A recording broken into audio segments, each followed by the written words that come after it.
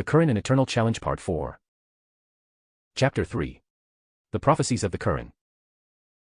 The question of the Prophet having nothing to do with the writing of the Qur'an is too self-evident to need any verbal admission from him or a study of his morality. It is definitely sufficient to prove a person's innocence of a particular action of commission that his very nature shows his physical inability to do or produce it.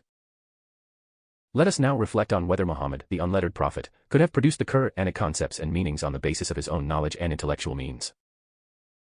Atheists, who have no shortage of ignorance, will claim that he could. They would argue that his innate intelligence and penetrating insight enabled him to distinguish right from falsehood, decent moral values from foul ones, and good from evil. They would even go further and claim that if there was anything in the heavens which could be grasped by deep reflection or sound nature or inspiration, Muhammad would have grasped it. Given his undistorted nature, great intellect and profound abilities for reflection, we believe that his qualities and characteristics are far more splendid than what such atheists credit him with, but we wish to ask: is everything in the Qur'an deducible by reflection and contemplation, or is it something that one can feel and experience? Certainly not. We find in the Qur'an a substantial portion that can never be gathered by simple intelligence or contemplation, profound as they may be. No one who was not present at the time when historical events took place could have full knowledge of them except through study and learning. What can such atheist people tell us about what the Qur'an relates of the history of former nations and the accurate details it gives of such events? Can history ever be formulated through deep thinking or accurate insight? Or would they go as far as to claim that Muhammad lived among those communities of former times, moving among them, and witnessing these events as they took place? Or had he studied the books of former authors so deeply that he learnt every little detail in them? They cannot make either claim, because they, as well as the whole world, realize that neither situation applies to Muhammad, peace be upon him. You were not with them when they drew lots as to which of them should be Mary's guardian. 3. 44. You were not with them, i.e. Joseph's brothers, when they resolved upon what they were going to do and wove their schemes against him. 12. 102. You were not on the sunset slope of Mount Sinai when we imposed the law upon Moses, nor were you among those who witnessed his times. 28. 44. You have never been able to recite any divine book before this one was revealed, nor did you ever transcribe one with your own hand, or else they who try to disprove the truth of your revelation may indeed have had cause to doubt it. 29. 48. These accounts of something that was beyond the reach of your perception we now reveal to you, Muhammad, for neither you nor your people knew them fully before this. 11. 49. In the measure that we reveal this Qur'an to you, we explain it to you in the best possible way. Seeing that before this, i.e. the hour, and you were indeed among those who are unaware of what revelation is. 12:3. We do not say that no one among the Arabs had ever known the names of some past prophets or past communities, or had a general idea of the destruction that overwhelmed the peoples of Ad and Tamid or the great floods at the time of Noah. Such general notions rarely ever remain unknown to any person wherever he lives, in desert or city. They constitute part of human heritage and are the basis of many a proverb in different languages. The important part is that which concerns minute details only available in well-researched books, giving accurate accounts. Such knowledge was totally unavailable to the Arabs, who were largely an illiterate people. It was known only to a handful of seaholers. Yet you find accurate accounts of such history in the Qur'an.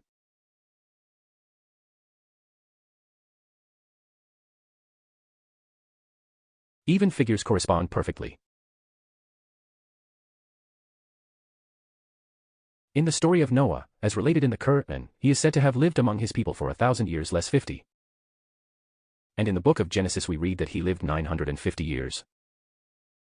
The people of the cave are reported in the books of the Jews and the Christians to have remained in their cave for 300 Gregorian years. In the Qur'an, they are mentioned to have stayed 300 years at 9. These 9 account for the difference between Gregorian and lunar years. Consider this accurate arithmetic in a community of illiterate people who did not write or calculate. It is certainly an amazing story. Here is an unlettered man who lives in a community of unlettered people, attending their gatherings, as long as they are free of falsehood and frivolity, leading a normal life, earning his family's living, working as a paid shepherd or merchant. He has no contact with scholars of any type. He lives in such circumstances for more than 40 years. Then all of a sudden he comes up with statements the like of which he has never uttered in the past, nor mentioned to anyone before. He says about communities of older times what could only be gathered from books treasured by scholars. Is it in such matters that those ignorant non-believers claim that he made a rational conclusion or gathered an inspiration? What logic supports the claim that this newly observed stage was a natural outcome of the preceding illiterate stage? There is no escaping the rational conclusion that this sudden transformation was the result of some totally different cause that should be sought away from the limitation of his own soul or the sort of scanty information that was available to him. The atheist Arabs of the days of ignorance were more logical in their explanation of this phenomenon and had a better understanding of this secret than latter-day atheists. Those Arabs did not say that he invented these stories out of personal inspiration. What they claimed was that he must have received knowledge that was not available to him previously, and that he studied such knowledge thoroughly in order to learn what he had not known. Thus do we give many facets to our revelations. And thus they may say, you have learnt it well. 6:105, they say, fables of the ancient times which he has caused to be written down, so that they might be read out to him at morn and evening. 25. 5. They certainly tell the truth. He has studied it well, but at the hand of his teacher, the Holy Spirit. He has caused it to be written down, but from honored pages, exalted, purified, by the hands of noble and devout scribes. 80. 13-16, say. Had God willed it otherwise, I would not have conveyed this revelation to you, nor would he have brought it to your knowledge. Indeed, a whole lifetime have I dwelt among you before this revelation came to me. Will you not, then, use your reason? 10:16. That is what we have to say about the historical information contained in the Qur'an. It could only have come from a source outside Muhammad's own mind and soul. As for other types of information given in the Qur'an, the claim may be made that it could have been gathered by an intelligent person through deep reflection or sudden inspiration.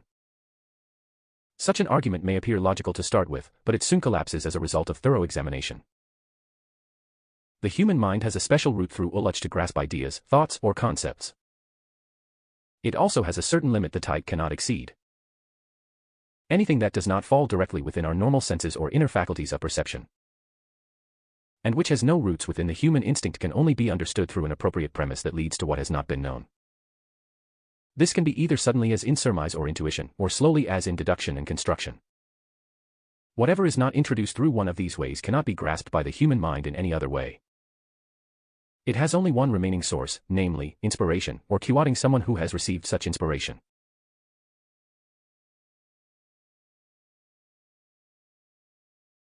Now let us look at non-historical information given in the Qur'an.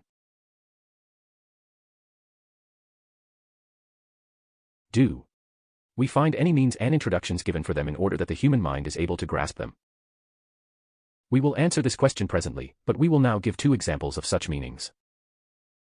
The first belongs to religious beliefs and the other to unknown prophecies. Concerning religion, the maximum that the human mind can gather through independent thinking, and with the help of undistorted human nature, is to realize that this universe is controlled by a powerful and mighty God. God has not created this universe in vain, but has established it on the basis of wisdom and justice. Hence, it must be returned a second time to give everyone his just reward for whatever he did of good or evil deeds. This is all that a perfect human mind may gather concerning religion. But the Qur'an does not stop at this. It explains the limits of faith with considerable detail, describing the beginning and the end of creation, heaven and its bliss and happiness, hell and its varieties of suffering, as though we see both with our eyes. It tells us even the number of the doors of hell and the number of angels that guard these doors. On what rational theory are such figures and exact details given? This information is not something the human mind can produce on its own. It may either be false, which means that it is a wild guess, or true, which means that it has been taught by someone with accurate knowledge. But it is certainly the truth confirmed by books revealed earlier, and believed unhesitatingly by their followers. We have made there, i.e. the angels guarding hell, number nothing but a trial for the disbelievers, to the end that they who have been granted revelation aforetime might be convinced, and that they who have believed may grow yet more firm in their faith. 74:31. Thus we have revealed to you, Muhammad, a life-giving message, at our behest. Prior to it, you did not know what revelation is, nor what faith implies. 42:52. No knowledge would I have had of what passed on high when they argued. 38:69. This Qur'an could not have been devised by anyone other than God. It certainly confirms the truth of whatever remains, of earlier revelations, and clearly spells out the book revealed without doubt by the Lord of all the words. 10:37.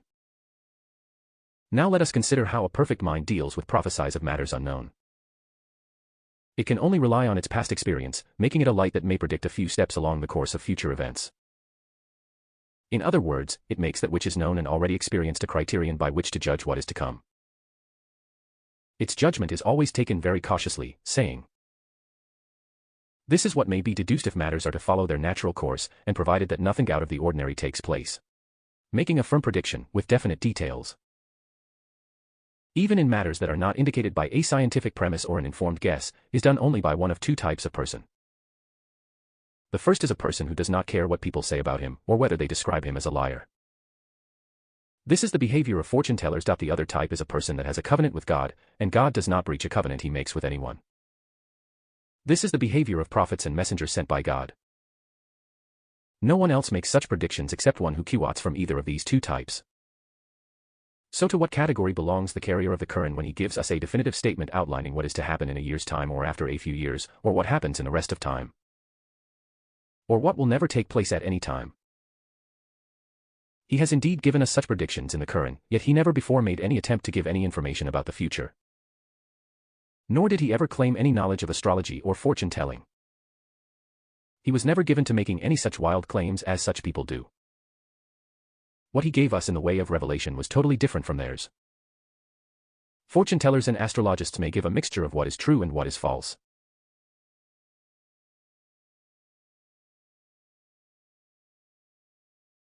He, on the other hand, disclaimed any knowledge of the future and never aspired to gain such knowledge. Yet it came to him naturally. Whatever he told of it has never been disproved. Indeed, no subsequent circumstances were ever able to disprove a single letter of what he foretold. It is indeed a sublime book. No falsehood can ever attain to it openly, nor in a stealthy manner, since it is bestowed from on high by one who is truly wise, ever to be praised.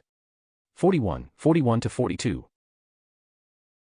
We will give some examples of the prophecies given in the Qur'an, explaining some of their historical circumstances. We will then consider whether there were any premises leading to them available at the time so as to make such prophecies the product of deep contemplation coupled with excellent intelligence. We will confine ourselves to three types of prophecies. The first relates to prophecies concerning the future of Islam itself, or as represented by the Qur'an and the Prophet. While the other two concern prophecies in relation to the future of the two parties, that of God and that of the devil. Certainty of the future. Examples of the first type relate to the religion of Islam and that God has ensured that it will remain forever, and will never be wiped out. These also include the promise that God will preserve the Qur'an intact, free from distortion. Verses giving these promises are in plenty, such as, "Thus does God depict truth and falsehood. The scum is cast away, but that which is of benefit to mankind remains on earth." 43:17. Do you not see how God compares a good word to a good tree? Its root is firm and its branches are in the sky.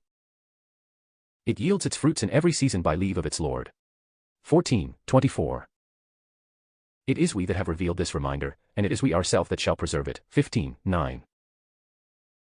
Do we know when such happy news, and indeed firm promises, were issued? All these verses were revealed in Makkah, and we all know the difficulties Islam went through in its early period in that city. It went through 10 years of hostility, when the people there were not prepared even to listen to the Qur'an. Indeed, they prevented others from listening to it. The small number of believers who followed Muhammad were subjected to much pressure and persecution.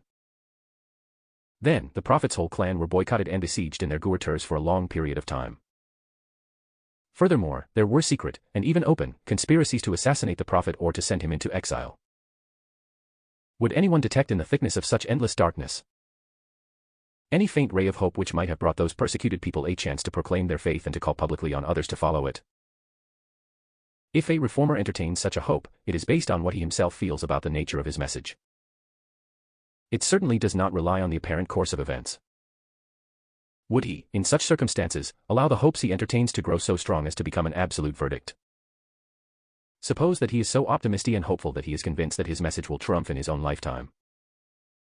As he is giving it all that he can, how will he guarantee that his message will survive after his death, in the midst of overpowering future events? How can he be so certain when he knows that every lesson in history shows that there can be no foundation for such certainty? Many a reformer pursues a clear message of reform, but soon his call dies down. Cities have flourished in history, but have then declined, and now we see only their ruins. Prophets were killed, and holy books were lost, destroyed, or distorted. Was Muhammad ever a man to entertain high hopes or allow his aspirations to control his action?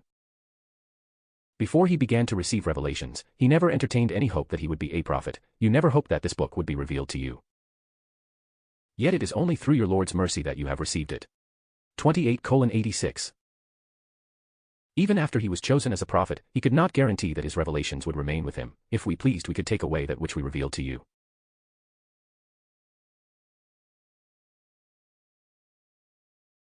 Then you should, none to plead with us on your behalf. But your Lord is merciful to you. The grace he has bestowed on you is great indeed. 17:86-87. Such a guarantee to preserve the Qur'an intact must, by necessity, come from an external source, not from within himself. Who could give such a guarantee over an extended future, knowing that time brings a new surprise every day? Who could guarantee that except the Lord that controls time and conducts all events? The one who determines the beginning and the end of everything that takes place in the universe and who controls its course. If it were not for God's grace and mercy which he promised him in the verses quoted above, the Qur'an would not be able to stand firm in the face of the determined fight against it that we still witness from time to time. Refer to history, if you will, to find out how often it turned against Muslim states. How often the enemies of Islam were able to overcome the Muslims and kill large numbers of them indiscriminately. Indeed, they forced whole Muslim communities to deny Islam and to follow other faiths. They burned books and destroyed mosques. Indeed, only a few of the atrocities they perpetrated would have ensured that the Qur'an would have been totally or partially lost, as happened to earlier sacred books. It is only through God's grace that the Qur'an has remained intact despite all the determined efforts of its enemies to destroy it. Its verses continue to be read as they were originally revealed, and its rulings still apply and continue to be implemented. We may look into daily newspapers to find out what great financial resources are used every year to obliterate the Qur'an, or to turn people away from Islam through falsehood, deception and temptation. But those who stand behind such efforts and supervise the spending of all these resources gain nothing except what God has spelled out in the Qur'an. The unbelievers expend their riches in debarring others from God's path. They will continue to spend their wealth in this way, but they shall rue it, and in the end they will be defeated. 8:36. The fact is that the power that ensures that the Qur'an will never cease to exist is the same one that ensures that the heavens and the earth will not fall and break away. Indeed, it is God who has sent forth his messenger with guidance and the true faith to make it triumphant over all religions, however much the idolaters may dislike it. 9:36 Andamp, 61:9. God will certainly accomplish his purpose, and perfect his light, ensuring that it will continue to spread and illuminate people's hearts and the world at large. Hence the Qur'an will continue to enjoy its overpowering position, unaffected by the hostility of anyone until God's purpose is accomplished. A challenge to all mankind. A further example is the challenge to all creation to produce anything that resembles the Qur'an at any time, say. If all mankind and the jinn combined to write the like of this Qur'an, they would surely fail to come up with anything like it, even though they would all join efforts to do so. 47:88. If you doubt what we have revealed from on high to our servant, produce even one surah comparable to this book. Call on your witnesses to help you, if what you say be true. But if you fail, as you will certainly fail. 2:24. Consider this absolute and categorical statement. Can any Arab who knows what he is talking about give such a verdict when he knows that literary excellence was a major pursuit of the Arabs, and competition in that field was open to all? It should be added here that although the Arabs did not read and write, they had natural literary gifts of the highest caliber, reflected mainly in their poetry, which continues to be studied as model of literary excellence. Everyone knows that a critic can carefully study what an earlier writer has produced and then be able to find in it something that the original writer missed out or overlooked. He then improves on it or adds to its beauty. When the Prophet put this challenge to them,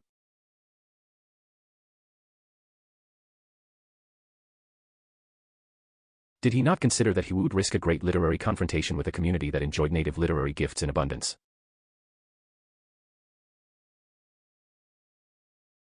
What could he do if a group of them commanding proven literary talents joined forces to come up with a text that excelled the Qur'an, or at least matched it in some aspects? This would involve one of them writing something with which to pick up the challenge, then all of them trying to improve on it, as they often did with poetry. Could he risk the possibility that such an effort could meet the challenge he put to them? Moreover, if he felt that he could get away with such a challenge in his own generation, how could he make the same verdict applicable to all future generations, right up to the day of judgment? And to mankind and the jinn alike? That is indeed a risk no one in his right mind would take unless he was fully certain of what fate would bring about, and be assured of it by none other than God. He threw the challenge out to all the world, and it was like a judgment that applied to all and sundry. No one ever tried to come up with anything similar to the Qur'an without his attempt ending in miserable failure.